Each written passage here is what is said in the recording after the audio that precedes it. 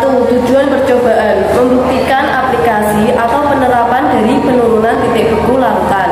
2. Dasar teori sifat koligatif larutan.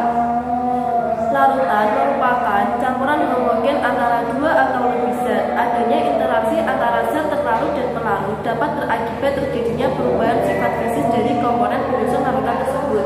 Salah satunya adalah sifat koligatif larutan.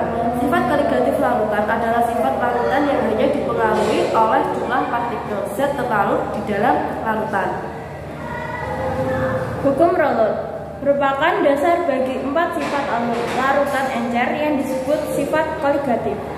Keempatnya yaitu penurunan tekanan uap larutan relatif terhadap tekanan uap pelarut murni, peningkatan titik didih, penurunan titik beku gejala, tekanan osmotik, penurunan titik beku larutan. 2.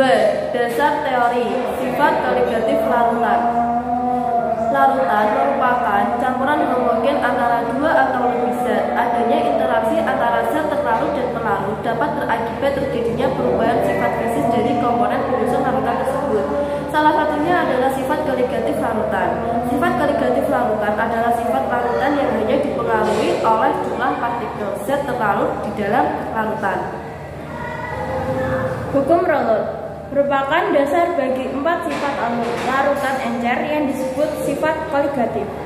Keempatnya yaitu penurunan tekanan uap larutan relatif terhadap tekanan uap pelarut murni, peningkatan titik didih, penurunan titik beku gejala, tekanan osmotik, penurunan titik beku larutan. Penyebab dan definisi penurunan titik beku larutan. Air murni beku pada suhu 0 derajat Celcius dengan adanya zat terlarut, misalnya gula, ditambahkan ke dalam air. Maka titik beku larutan ini turun di bawah 0 derajat Celcius. Ini yang dimaksud penurunan titik beku. Larutan akan memiliki titik beku lebih rendah daripada pelarut murninya.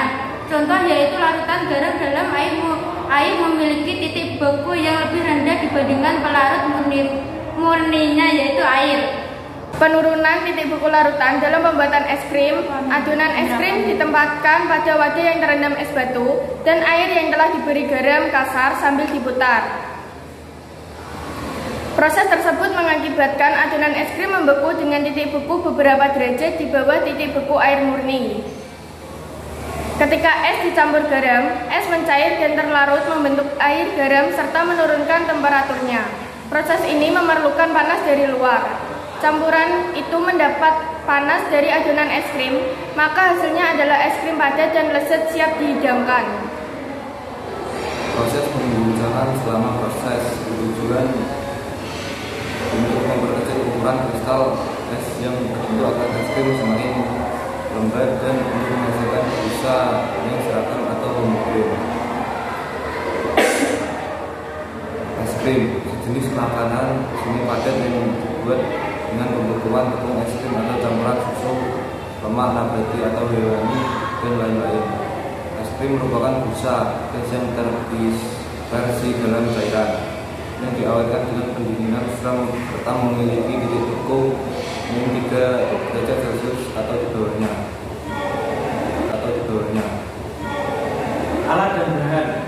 Alat 1. Ember 2. Kaleng 3. sendok 4 gelas 5 genting 6 palu. Bahan 1. Pop es rasa permen karet 2. Susu kental manis 3. Garam kasar 4. Es batu 5. Air 4. Langkah kerja: siapkan alat dan bahan dengan lengkap. 2. Hancurkan es batu dengan palu lalu masukkan ke dalam ember.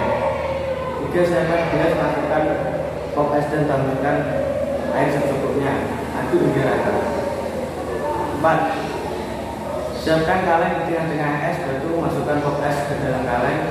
5. Masukkan susu kental manis ke dalam gelas dan campurlah ke dalam pop es. Aduk hingga rata. 6. Taburkan garam kasar secukupnya.